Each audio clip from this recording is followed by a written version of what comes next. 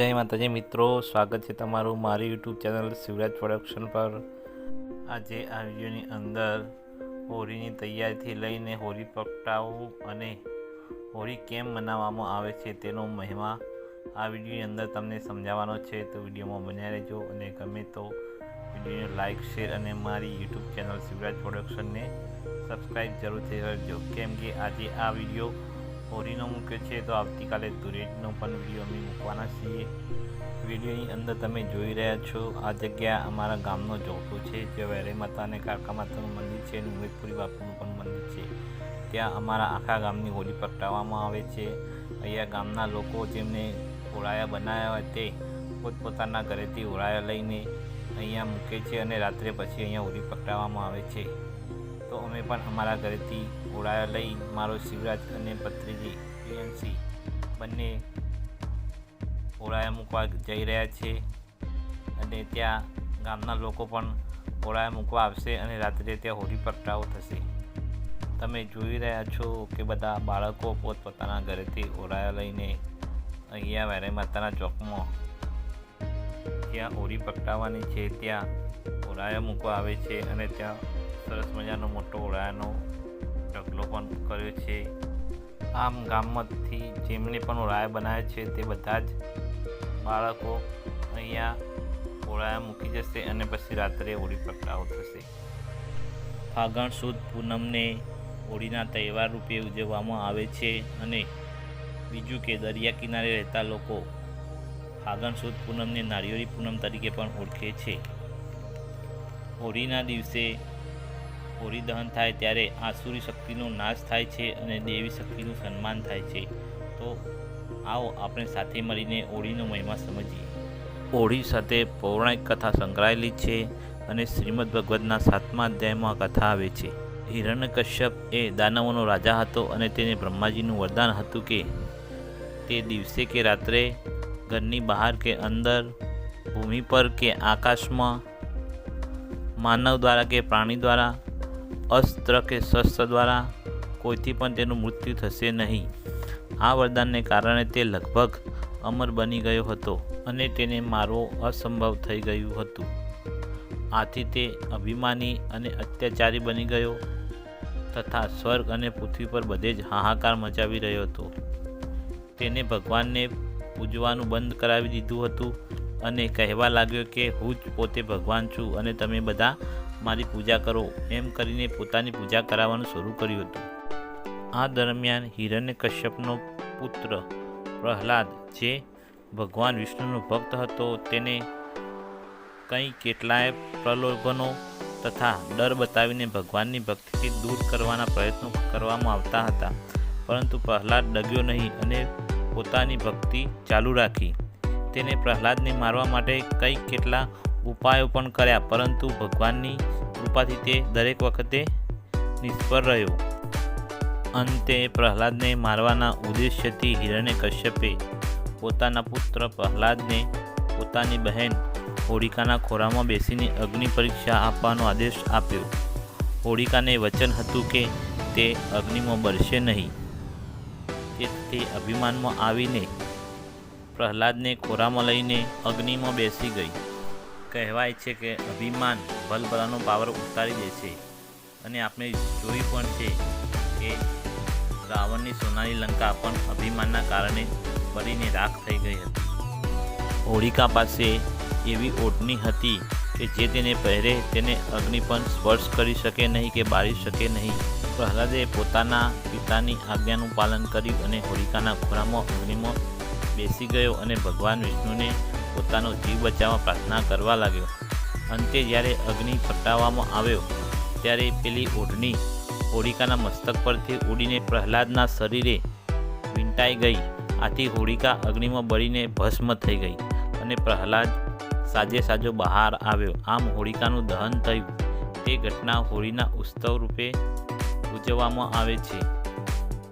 આ દિવસે એક આસુરી શક્તિ હોલિકાનો નાશ થયો અને દેવી શક્તિનું સન્માન થયું હતું, તેથી આ દિવસે હોળીનો મહિમા ઉજવવામાં આવે છે અને હોળી પ્રગટાવવામાં આવે છે। હોળી પ્રગટાવવાનો સમય થઈ ગયો છે। અમારા ગામના મહારાજ જોશી શ્રી રમેશભાઈ બાળકો બાળકો પાસે પૂજા કરાવી અને હવે હોળી પ્રગટાવશે.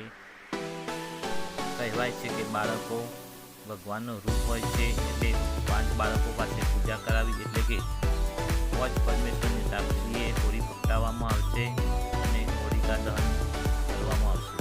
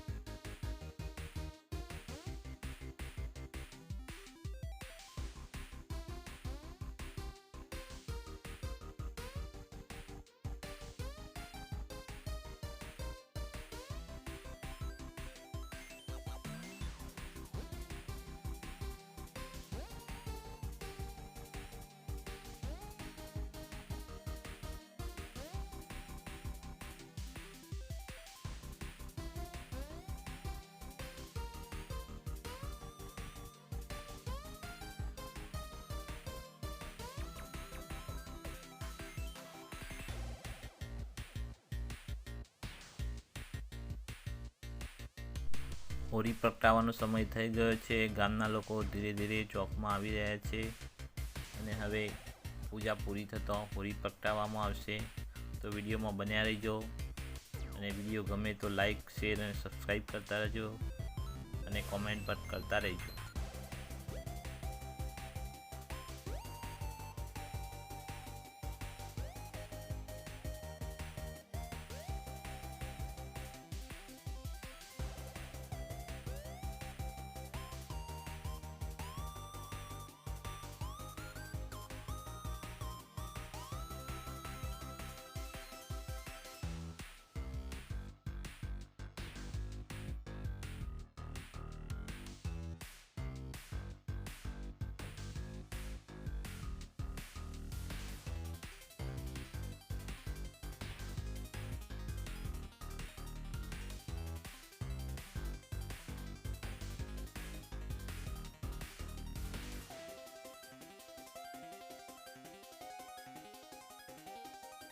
હવે આ 2 ધજાઓની પૂજા કરીને હોળીના ઢગલાની ઉપર રોપવામાં આવશે અને પવન પ્રમાણે શુકન પણ જોવામાં આવશે.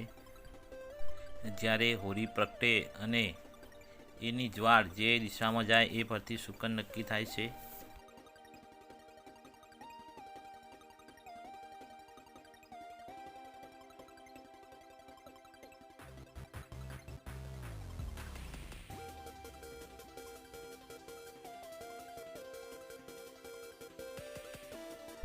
હોળીના ઢગલા પર ધજા રોપી દીધી છે અને ટૂંક જ સમયમાં હવે હોળી પ્રગટાવવામાં આવશે.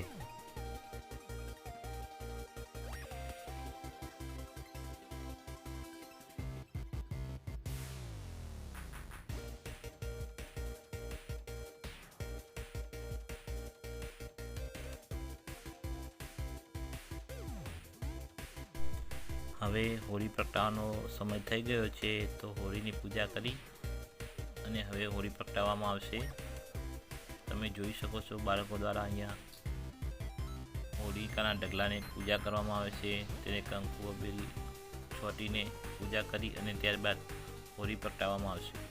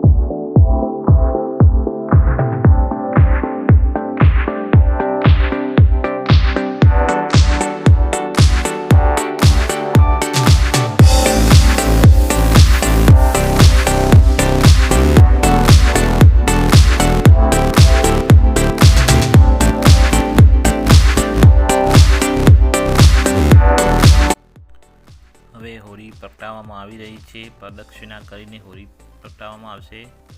તમે જોઈ શકો છો કે હોળી પ્રગટાવવામાં આવી રહી છે અને હવે ગામના લોકો હોળિકાના પ્રદક્ષિણા કરીને દર્શન કરશે.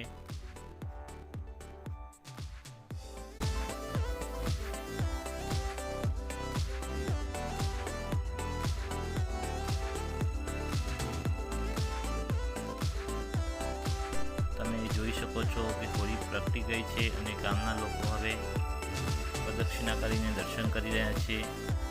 અમારા ગામમાં આખા ગામની આ એક જ મોટી હોળી પ્રગટાવવામાં આવે છે, જેમનો ગામના તમામ જ્ઞાતિના લોકો અહીંયા દર્શન કરવા આવે છે.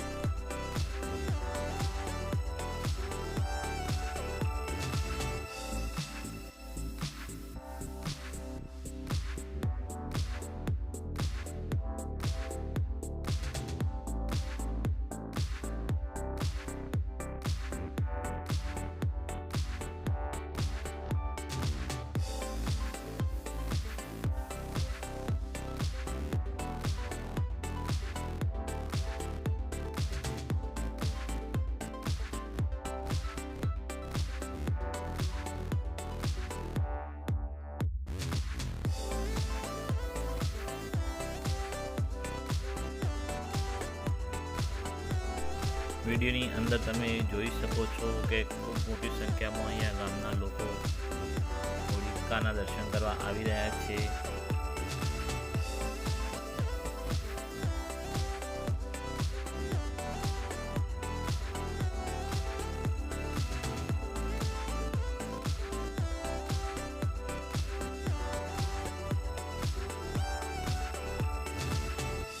જેમના બાળકોની પ્રથમ હોળી હોય તે પોતાના બાળકો લઈને અહીંયા વિધિ કરીને માતાજીના દર્શન કરે છે.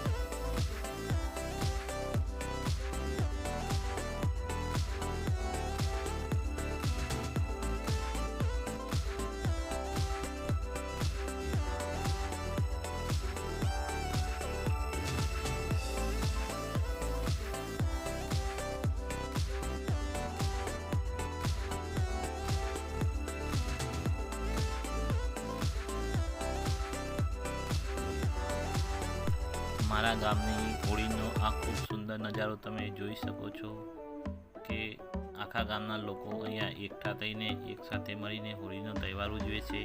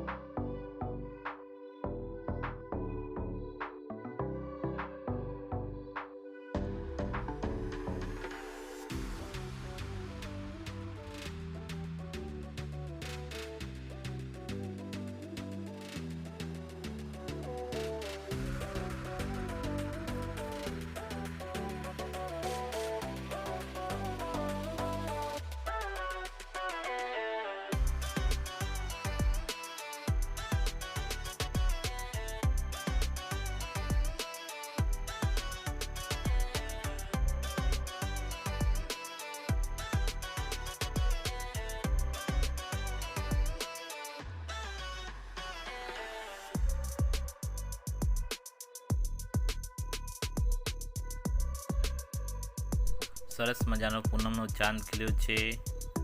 આ છે મારી શિવાંગી. મારી શિવાંગીને પણ પહેલી હોળી છે, તો અમારે પણ દર્શન કરવા જવાનું છે, તો અમે પણ હવે દર્શન કરવા જઈશું. દર્શન કરવા જવા માટે અમે બધી તૈયારી કરી દીધી છે.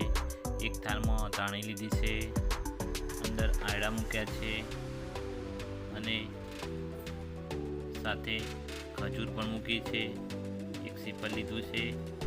હવે અમે શિવાંગીને પગે લગાડવા માટે હોળિકાએ દર્શન કરવા જઈશું. અમે બધા વેરાઈ માતાના ચોકમાં જ્યાં હોળી પ્રગટાવી હતી ત્યાં આવી ગયા છીએ.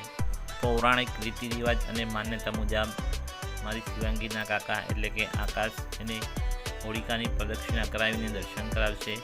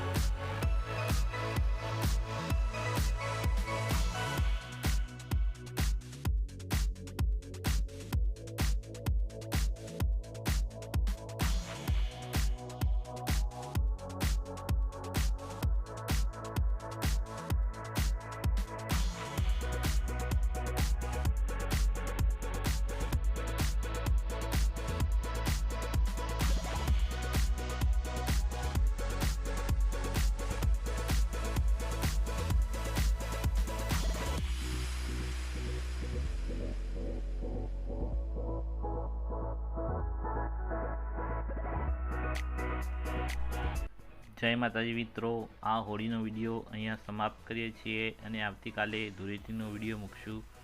તો અમારી ચેનલને લાઇક, શેર અને સબસ્ક્રાઈબ કરજો. સૌને હેપી હોળી.